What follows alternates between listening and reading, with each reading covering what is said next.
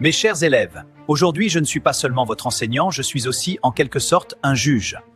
Un juge un peu particulier. C'est dans cette tenue que la justice est rendue, que le destin d'un homme est scellé. C'est sous ce symbole d'autorité que le verdict terrible est prononcé. Nous allons entrer ensemble dans le chapitre 2 du dernier jour d'un condamné. Mais attention, ici, ce n'est pas un simple texte que nous allons lire. C'est une voix. Une conscience, celle d'un homme qui attend la mort. C'est un chapitre clé, le moment où tout bascule. Prêt pour ce voyage au cœur du chef-d'œuvre de Victor Hugo? C'est parti! Avant d'analyser le chapitre, un petit rappel important. Le dernier jour d'un condamné est un roman à thèse, c'est-à-dire que Victor Hugo ne raconte pas juste une histoire, il a un objectif. En 1829, il publie le livre sans dire que c'est lui, pour que le message soit universel, n'importe qui pourrait être ce condamné. Plus tard, il signe l'œuvre et ajoute une préface pour être encore plus clair. Son but ultime, lutter pour l'abolition de la peine de mort. Gardez bien ça en tête, c'est la clé de tout le livre. Maintenant, situons notre chapitre 2. Au chapitre 1, le narrateur est en prison, à Bicêtre. Ça fait 5 semaines qu'il est obsédé par une idée fixe, sa condamnation à mort.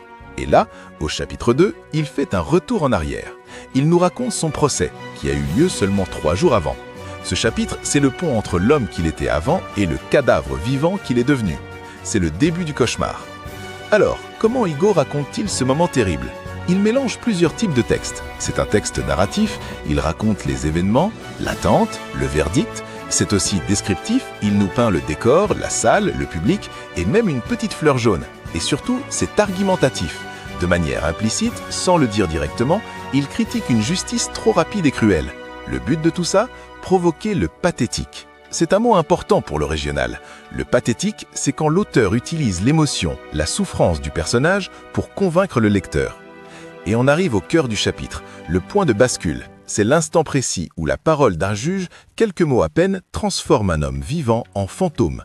Le verdict tombe comme un tampon mort sur son âme. C'est le triomphe de la fatalité. Pour nous faire ressentir l'horreur de ce moment, Hugo utilise une figure de style très puissante, l'antithèse. C'est l'opposition de deux idées. D'un côté, on a la vie, la nature, une belle matinée d'août, un rayon de soleil, la vie continue, indifférente. De l'autre, on a la mort et la justice, les ténèbres, la sueur froide. Ce contraste violent rend la condamnation encore plus absurde et cruelle. Comment peut-on condamner un homme à mourir par un si beau temps ? Le narrateur est seul, terriblement seul.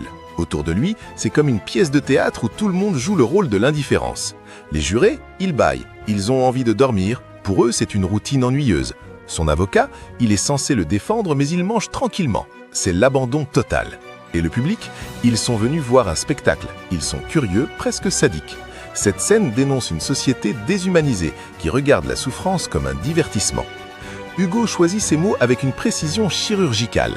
Regardez cette phrase terrible où il décrit le public, qui venait s'abattre sur les bancs comme des corbeaux autour d'un cadavre.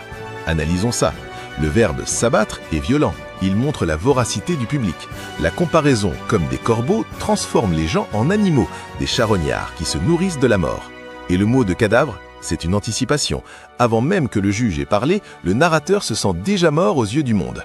Le verdict, le jugement, n'est pas qu'une idée, c'est une explosion physique. Le corps du condamné réagit. C'est un véritable séisme intérieur.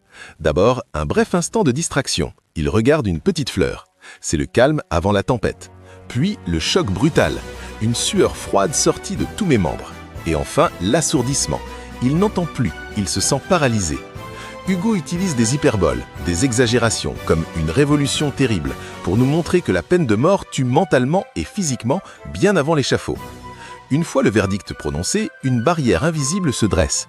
Le narrateur le dit lui-même, « Je distinguais clairement comme une clôture entre le monde et moi ». C'est la mort sociale.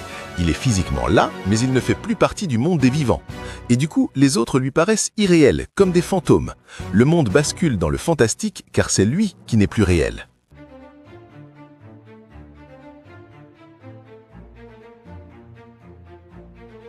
Alors, que faut-il retenir du deuxième chapitre ? Ce n'est pas juste un compte-rendu de procès, c'est la radiographie d'un traumatisme. En nous montrant l'indifférence de la justice et de la société, Hugo dénonce avec force l'absurdité de la peine capitale. Et surtout, c'est ce choc terrible qui justifie tout le reste du roman. C'est parce qu'il a vécu cette mort psychologique que le condamné décide d'écrire son journal intime. un dernier cri pour réveiller une société endormie. Vous avez toutes les cartes en main pour comprendre le chapitre 2 du dernier jour d'un condamné. Si cette vidéo t'a aidé à y voir plus clair, like, partage et enregistre ce post pour l'avoir sous la main. Continuez comme ça. Vous êtes sur la bonne voie. À très bientôt pour la suite.